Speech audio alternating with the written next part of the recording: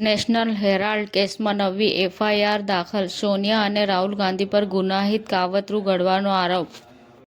કેનેડાના work permit વિઝાના બહાને વડોદરામાં એક જ ગામના 5 લોકો છેતરાયા. ઉપરાષ્ટ્રપતિ શ્રી એમ વેંકૈયા નાયડુના અધ્યક્ષ સ્થાને જાંબુવા સ્થિત આઈડિયલ સ્કૂલ ખાતે સરદાર ગાથા સભા યોજાઈ હતી. કેન્દ્રીય ચૂંટણી પંચે તમામ રાજ્યોમાં એસઆઈઆરની સમય મર્યાદા લંબાવી 16 ડિસેમ્બરે ડ્રાફ્ટ મતદાર યાદી બહાર પાડવામાં આવશે. કેલિફોર્નિયાના સ્ટોકટનમાં બાળકના જન્મદિવસની પાર્ટીમાં થયેલા ગોળીબારમાં 4 લોકોના મોત અને 10 લોકો ઘાયલ થયા છે. આસારામ બાપુનો પુત્ર નારાયણ સાંઈની મુશ્કેલીઓમાં વધારો થયો છે. દુષ્કર્મના આરોપી નારાયણ સાંઈ પાસેથી મળ્યો ફોન, મોબાઈલ, બેટરી, સિમકાર્ડ મળતા ગુનો નોંધાયો.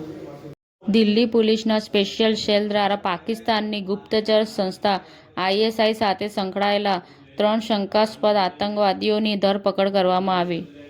ફિનલેન્ડ પાકિસ્તાન, અફઘાનિસ્તાન અને મ્યાનમારમાં કોન્સ્યુલેટ બંધ કરશે, પ્રાથમિકતા પર ધ્યાન કેન્દ્રિત કરશે. નર્મદા જિલ્લા પ્રમુખ નિરંજન વસાવાનો ભાઈ દારૂ સાથે ઝડપાયો, સાંસદ મનસુખ વસાવાએ કર્યા પ્રહાર. ધારાસભ્ય બલવંતસિંહ રાજપૂતના હસ્તે ડિંડોલીથી મેથાણ માર્ગનું ખાતમુહૂર્ત કરાયું. સમાજવાડીનું ખાતમુહૂર્ત પણ કરાયું.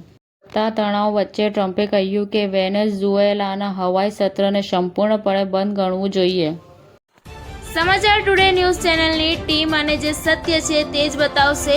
આપ જોતા રહો સમાચાર ટુડે ન્યૂઝ ચેનલ. ગુજરાતની ધરતીનું ગુજરાતીઓ માટે જ, એટલે કે સમાચાર ટુડે ન્યૂઝ. અમારી સમાચાર ટુડે ન્યૂઝ ચેનલને લાઈક કરો, શેર કરો અને સબસ્ક્રાઇબ કરો અને જોડાયા રહો સમાચાર ટુડે ન્યૂઝ ચેનલ સાથે.